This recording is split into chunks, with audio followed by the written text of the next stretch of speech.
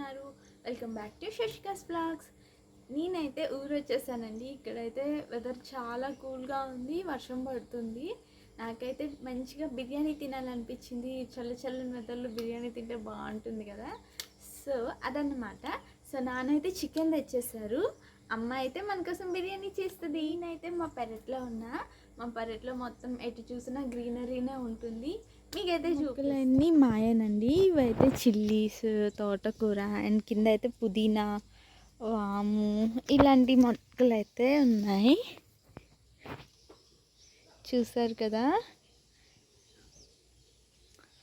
And ఇక్కడ ఇలా చూస్తే మొత్తం గ్రీనరీనే, ఎటు చూసినా. చిన్న డ్రిజ్లింగ్ అయితే ఉంది. ఇది దొండ, ఇలా నీ వెజిటేబుల్సే ఉన్నాయండి ఇక్కడైతే. ఇప్పుడు అమ్మనైతే ఈ వీడియోలో మీకు ఇంట్రడ్యూస్ చేస్తా. తినే మా అమ్మ గైస్. అందరూ ఎలా ఉన్నారు? మా చిన్న ఛానల్ని సపోర్ట్ చేయండి. చెప్పిందిగా మా అమ్మ, సపోర్ట్ చేసేయండి. మా అమ్మకి కొంచెం కెమెరా ఫియర్ గైస్, అందుకోసమే. సో ఇప్పుడైతే మనం ఏం చేద్దాం?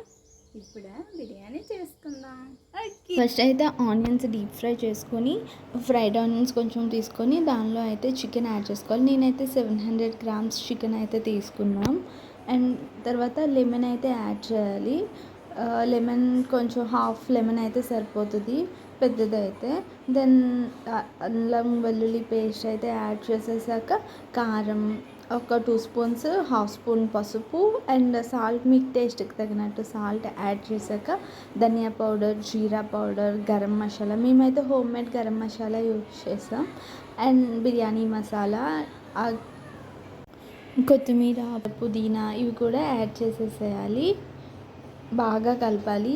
యాడ్ చేసుకున్నాక మంచిగా మనకైతే స్మెల్ అయితే వస్తుంది. అప్పటి వరకు కలపాలి. కలిపాక గీ అయితే యాడ్ చేసి అప్పుడు కూడా మంచిగా అలా కలపాలి. ఒక 2 hours అయితే మ్యారినేట్ చేస్తాం మేమైతే చికెన్ని.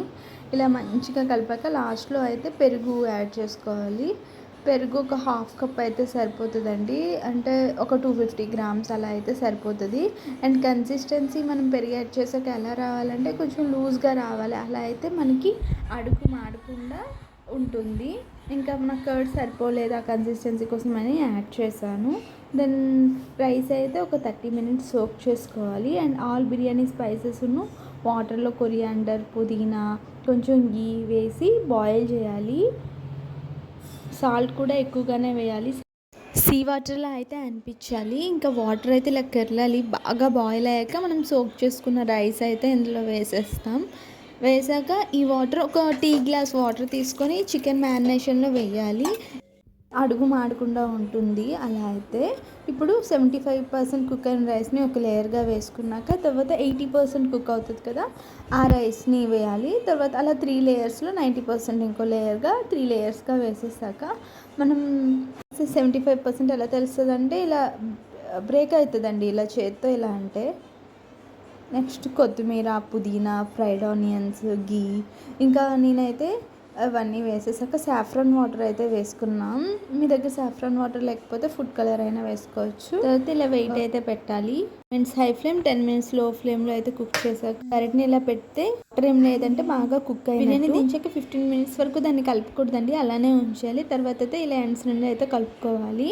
మనకు చూసారు కదా ఎంత బాగా కుక్ అయిందో. రైస్ పీస్ కూడా చాలా మెత్తగా ఉంది. ఇప్పుడైతే ప్లేట్లో సర్వ్ చేసుకొని టేస్ట్ అయితే చూసేద్దాం. And thank you for watching my video. And video end వరకు స్కిప్ చేయకుండా చూసిన వాళ్ళందరికీ thank you so much. And మీకైతే ఎలాంటి రెసిపీస్ కావాలో కమెంట్ చేయండి. నెక్స్ట్ టైం అయితే అలాంటి రెసిపీస్ పోస్ట్ చేయడానికి ట్రై చేస్తా. Thank you for watching and please subscribe our channel.